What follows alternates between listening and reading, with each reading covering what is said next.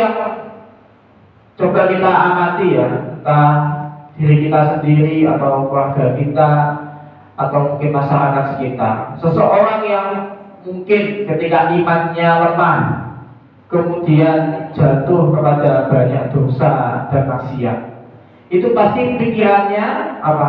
Tidak jernih. Mentalnya akan tidak stabil, yang akhirnya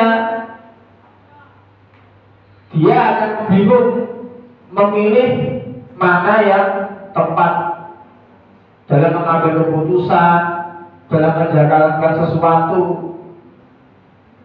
Bahkan akan banyak menghilangkan apa? Berpikir yang jernih. Saya pernah merenungi diri saya pribadi, jemaah sekalian. Karena saya sendiri ya ibaratnya juga pernah muda gitu ya. Dulu pernah lah, masih awal-awal itu terkadang apa? Suka dengan hal-hal yang mubah. Kayak gitu. Tapi ketika hal yang mubah itu berlebihan, ternyata membuat apa? Yang tadinya mungkin bisa memiliki pemikiran yang jernih, ternyata justru pemikiran atau taufik dari Allah itu hilang. Itu karena sebab dosa dan maksiat. Atau mungkin di antara kita mungkin pernah memiliki ide-ide bisnis, atau pernah berpikir akan mempunyai atau melamar pekerjaan, gitu ya. Ketika dia cenderung pada dosa dan maksiat, maka berpikirnya itu tidak jadi jernih. Akan tetapi apa? Yang ada dia sudah berpikir negatif dahulu, berpikir sudah masalahnya dahulu. Seumpama bisnis, meta bisnisnya itu karena sebab dosanya, maka akan lemah, mentalnya itu lemah, jatuh, dan dia akan merasa terus-menerus setiap saya usaha itu sudah suuzon dulu, mesti gagal, mesti tidak berhasil gitu ya. Dan kalaupun dia mempunyai tekadnya itu pun lemah. Kalaupun dia mencari pekerjaan, dia pun karakternya lemah, dia sudah tidak gigih. Sehingga apa? Yang ada ketika hendak ingin melamar pekerjaan, dia sudah berburuk sangka dulu akan dirinya sendiri. Dia sudah down. Dan ini banyak sekali terjadi di lapangan. Maka kita kenali jamaah sekalian, dosa itulah sebenarnya yang membuat seseorang itu jadi pesimis, membuat seseorang itu lemah, mentalnya tidak memberani. Kenapa? Karena dia tidak dalam terhubungnya kepada Allah Subhanahu wa Ta'ala. Karena dia tidak dalam bimbingan Allah, tidak dekat dengan Allah, gitu. Maka bagaimana dia akan bisa yakin, sukses, berhasil, yang diberkahi kalau dia sendiri ternyata masih jatuh pada dosa dan maksiat. Nah inilah yang harus kita renungi jemaah sekalian ya. Dari sini ajaran Islam itu betul-betul sangat sempurna sebenarnya ya. Kalau ada yang mengklaim kerjaan sulit, berat, atau mengklaim kerjaan itu susah gitu ya, itu sebenarnya klaim dari yang tidak benar dari dirinya sendiri, dari pihaknya saja gitu. Karena sebetulnya rezeki itu sudah Allah hamparkan, diberikan kepada semua hamba-hambanya atau seluruh makhluk gitu ya.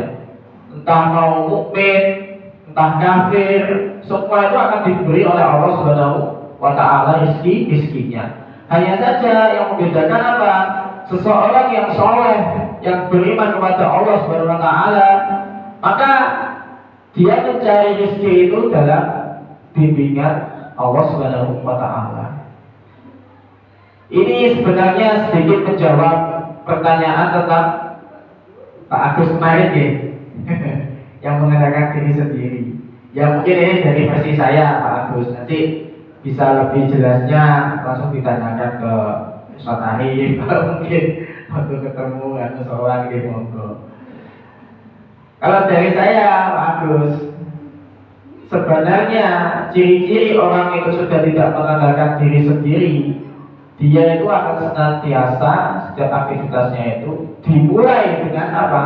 Berdoa kepada Allah Subhanahu wa Ta'ala. Setiap aktivitasnya dia itu akan terhubung sama Allah. Hal sederhana, bahkan ada hadisnya. Sekedar kita menginginkan gula saja, seseorang yang senantiasa meyakini rezeki itu dari Allah, dia pasti akan minta pertolongan sama Allah. Ya Allah, mudahkanlah hamba hari ini dapatkan gula. Atau mungkin dalam pekerjaan yang itu berat, seumpama pekerjaan kantoran, pasti orang yang sudah terhubung sama Allah itu awalnya akan berdoa, ya Allah, mudahkanlah hari ini urusan saya ya Allah, mudahkanlah hamba untuk bisa mengerjakan pekerjaan-pekerjaan kantor saya. Nah gitu. Dia pasti akan banyak berdoa. Hal sepele saja.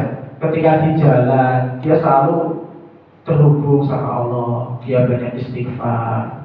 Dia banyak berzikir kepada Allah. Dia mengenali kalaupun nanti dia tidak ditolong sama Allah, pasti dia akan celaka. Maka dia akan mendapati ketika semakin beratnya pekerjaannya, kalau dia merasa berat, maka dia akan banyak istighfar.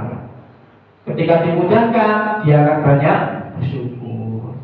Jadi ciri seseorang yang selalu terhubung sama Allah, ketika dia diuji dengan ujian, pasti dia akan banyak beristighfar, bertobat.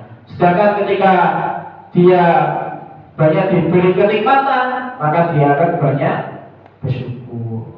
Dengan mensyukuri nikmat yang Allah hadirkan. Oh alhamdulillah, sekarang bisa kita melakukan majelis taklim. Bahkan hal sederhana saja, ketika kita tidak makan, bagi orang yang dia terhubung sama Allah, seumpama dia hadirkan makan nanti untuk buka puasa, yang dipikirkan apa? Ya Allah, semoga makanan ini menguatkan hamba untuk bisa beribadah di malam hari ini. Nah gitu.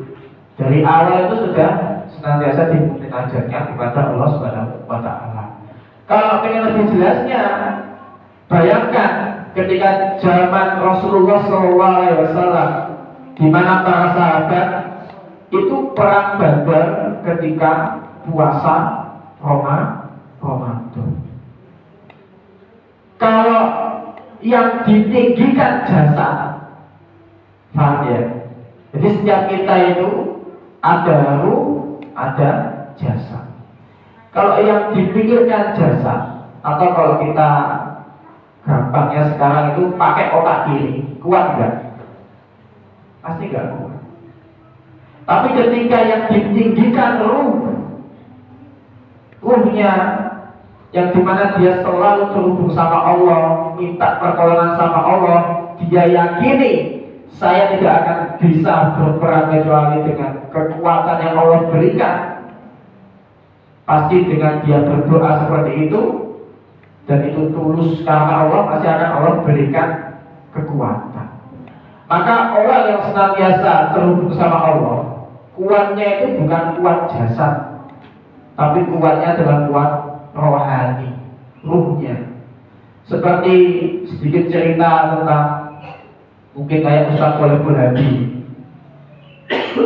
Ustaz Thalibul Hadi itu Masya Allah, beliau sehari itu bisa mungkin ngisi di 2 tempat atau 3 tempat kota yang berbeda. Bayangkan, kalau dipikir dari otak kiri, capek gak? Lemah gak? Lemah. Tapi apa yang terjadi? Beliau itu sangat on fire, ibaratnya sangat semangat gitu. Karena apa? Ruhnya yang lebih meninggi. Dia memiliki rasa tanggung jawab untuk memberi apa pencerahan, petunjuk untuk aku yang lain dengan apa yang sudah Allah berikan keilmuan kepada dirinya. Maka itu tadi jamaah sekalian, kalau kita mengandalkan diri sendiri itu pasti kebanyakan ujungnya nggak kuat, ibaratnya gitu ya. Tapi kalau senantiasa terhubung sama Allah, meyakini semua kekuatan itu dari ya Allah, Engkau yang memudahkan pekerjaanku, Engkau lah yang membantu hamba bisa melakukan kemudahan-kemudahan ini, itu pasti akan semakin kuat.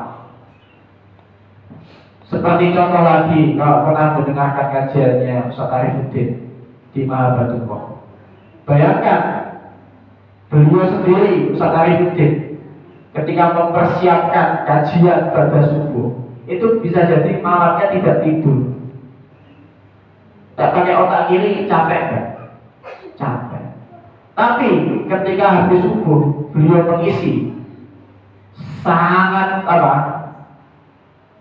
on fire, ibaratnya sangat semangat, sangat nggak bisa dipikirkan lah. Secara logika itu kok bisa, nah gitu kan. Tapi yang membuat beliau semakin lebih kuat itu apa? Ini lebih tinggi lagi ya, tidak hanya sekedar terhubung sama Allah. Kira-kira apa yang membuat Ustaz Arifuddin itu ketika setelah sholat subuh beliau mengisi pada malam harinya tidak tidur dan beliau terkuat, bahkan bisa lebih kuat dari kita-kita yang mungkin tidur malamnya. Kira-kira apa? Faktornya apa? Ini lebih dari sekedar terhubung. Ada yang tahu?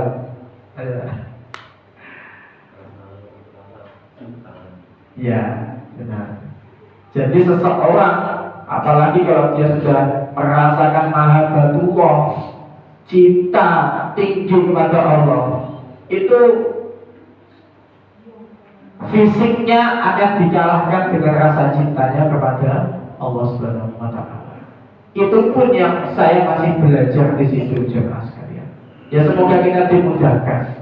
Ketika kita mendapatkan rasa mahabbatullah, manisnya iman, yang seharusnya kita berusaha dapatkan di sebuah akhir ini, itu sangat menjadi kekuatan yang luar biasa.